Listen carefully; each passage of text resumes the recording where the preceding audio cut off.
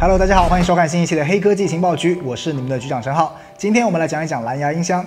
无论是自己在家，还是开车外出，或者和朋友一起郊游，很多人都会选择来点音乐调节气氛。所以，方便携带的蓝牙音箱也成为了越来越多人的选择。不过，许多人剁手之后，却发现自己买的蓝牙音箱音质不如预期。这其中固然会有无线传输的损耗，此外，扬声器的体积大小也是影响音质表现的一个关键因素。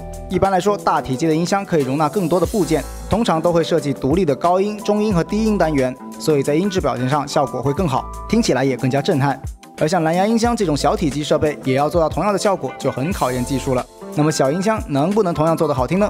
当然有办法。目前在这方面比较有口碑的品牌，就是大家熟悉的 BOSE、JBL 和 B&W 等几家大厂的产品。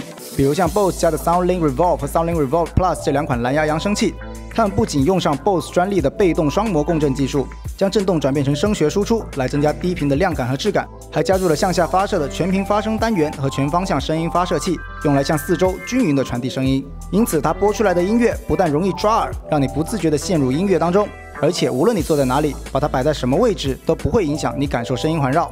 如果你是一个偏爱重低音的人，那这两款扬声器倒是值得去听听看。其实大家通常挑选蓝牙音箱，除了刚刚讲到的音质之外，还需要考虑一下便携性、防水性以及续航能力。它既要能放在包里带出门，还要耐摔耐用，同时还要有足够长的续航时间，不用老是在户外找充电的地方。最好还要偶尔能在办公室当个视频会议的扬声器，能满足这么多的使用场景，你才会有物超所值的感觉。好了，本期视频就到这里。关于今天的话题，如果你有什么想说的，欢迎留言跟我们一起讨论。我们下期节目再见。